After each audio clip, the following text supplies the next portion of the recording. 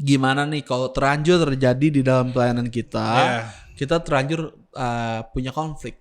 Wah, kok pemimpin gue begini ya, kok temen gue begini ya, kok temen gue begini. Terus dia ngelihat kok kayaknya ini si A begini ya, A begini dan lain sebagainya. Dan akhirnya itu yang ketika ada orang salah, dibikin suasana gak enak. oh iya sih. Iya, itu parah sih tuh. Itu toksik habis gitu. Diforumin gitu loh.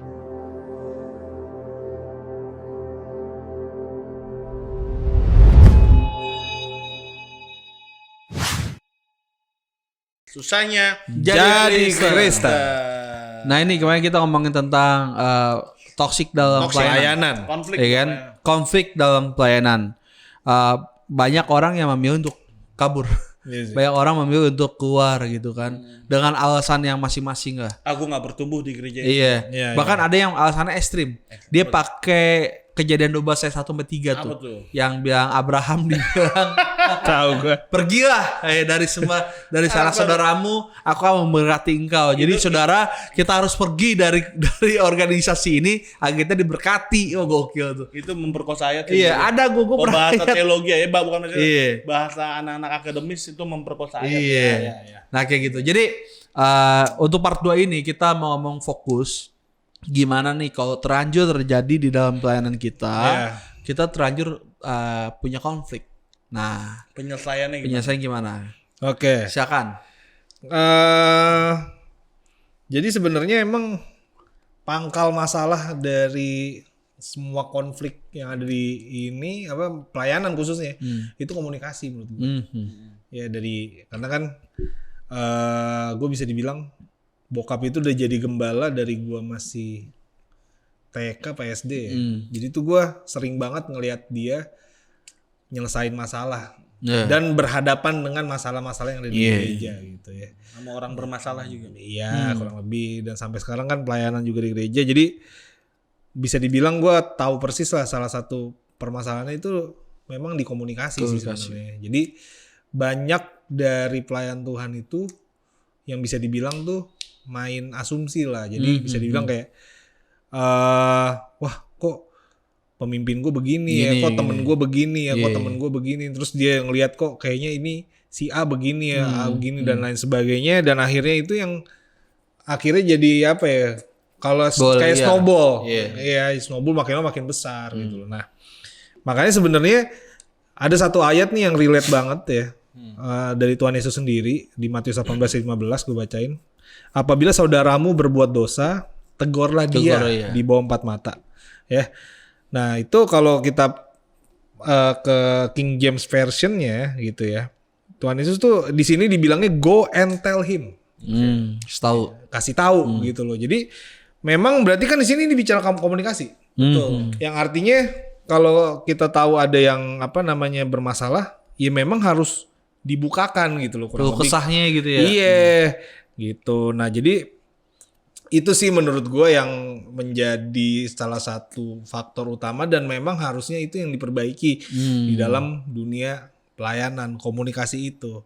Jadi budaya komunikasi, budaya keterbukaan. Iya, awal dari pemulihan. Awal dari pemulihan, makanya kan itu bener banget tuh yang dibilang dulu scam kan. Keterbukaan awal dari pemulihan. Ya memang HMC. Iya. Ya kalau kita kan bukan dukun ya, maksudnya emang semua punya roh. Iya, cenayang. Kita nggak pernah tahu ya ini orang lagi kenapa, apa yang lagi dialamin. Nah, makanya itu harus keterbukaan itu. Nah cuman memang ada masalah di dalam komunikasi. Bisa dibilang tuh di komunikasi itu ada yang namanya noise. Noise atau gangguan tuh. Jadi istilahnya kalau kayak kita lagi telepon tiba-tiba keresak, sinyal hilang dan lain sebagainya. Nah komunikasi antar umat manusia pun juga gitu. Ada noise. Nah salah satu noise-nya itu ya iblis kan itu mah udah faktor utama lah ya. Cuma maksudnya di balik itu semua ada yang namanya bisa dibilang apa sih namanya tuh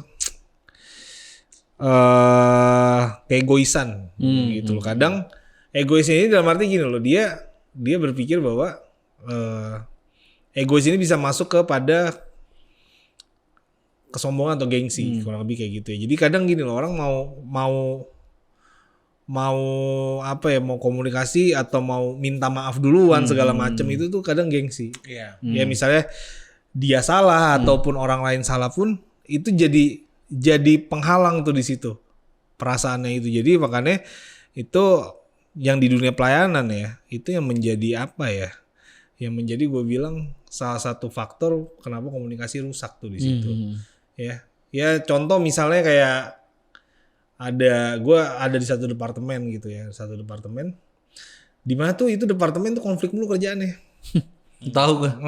Konflik mulu, gue heran gitu, bener-bener nggak berhenti gitu, dan masalahnya tuh nggak jauh-jauh. Terus cara permasalahannya sama mulu. Nah iya itu. Nah gue lihat di situ permasalahan utamanya.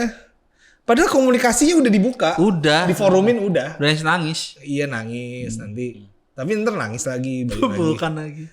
Ya menurut gue satu sih. Masalahnya tuh keegoisan aja sih. Jadi dalam arti yang satu gak mau ngalah. Yang satu cuma mikirin diri sendiri. Yang satu. Itulah yang akhirnya membuat kepentingan diri sendiri itu. Yang padahal kan Alkitab udah bilang. Lu kalau mau jadi anak Tuhan ya. Itu kepentingan orang lain harusnya lu dahulu ya. Coba lu bayangin kalau semua orang mementingkan kepentingan orang lain, itu apa nggak harmonis banget kan? Iya. Ini kan lu mentingin kepentingan gua mentingin Nando kalau jadi kita akhirnya saling menutupi.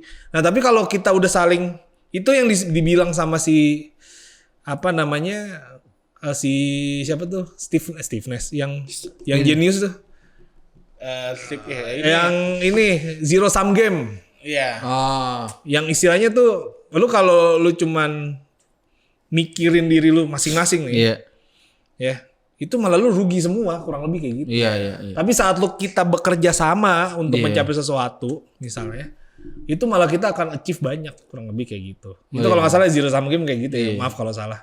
Gitu ya. Jadi maksudnya ya batasan atau permasalahan komunikasi nomor satu yaitu egois sih. Jadi lu cuma mikirin diri lu sendiri, lu nggak mikirin orang lain mau kayak gimana gitu guys. Dan itulah yang akan membuat pelayanan jadi toksik. Yes. Gitu. Jadi dengan kata lain bahwa sebenarnya ya komunikasi itu penting banget gitu. Jangan sampai ketika ada orang salah dibikin suasana nggak enak. Oh iya sih. Iya. Itu parah sih tuh. Itu toksik habis gitu. Diforumin gitu loh. Iya. Maksudnya tujuannya untuk hanya yang parah sih gitu, lu gak suka sama orang, lu ajak temen. Nah, terus yang orang itu makin terpojok, makin tersendiri. Udah. Gitu. Agak susah tuh. Makanya sebenarnya itulah kalau kita mau menyelesaikan masalah sebenarnya gini, gue lebih suka bahasa gini. Kalau lu mengasihi orang tersebut gitu loh. Menganggap orang tersebut adalah bagian dari tubuh Kristus yang dalam pelayanan dalam satu wadah, jangan didiemin. Ngomong aja gitu. Lu tau gak lu salah atau apa gitu. Kayak misalkan kayak kita bertiga lah. Kita bertiga kalau udah ada salah atau apa pasti langsung kayak Bill pasti no lu kayak gini gitu. Makanya gue kan oh iya. Dan yang ditegur pun harusnya nggak boleh baper.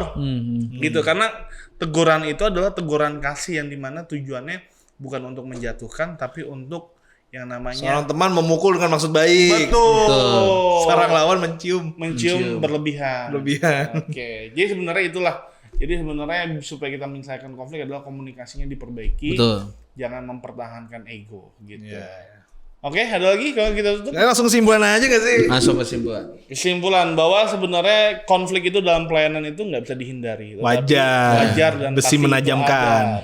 Tapi untuk meredamnya mungkin komunikasinya. Ya, jadi untuk menyelesaikannya dan meredamnya adalah komunikasi dan tidak menggunakan perasaan. Gitu. Oke, itu aja teman-teman. Sampai jumpa dalam SJK berikutnya dalam satu channel Milenial Bapak.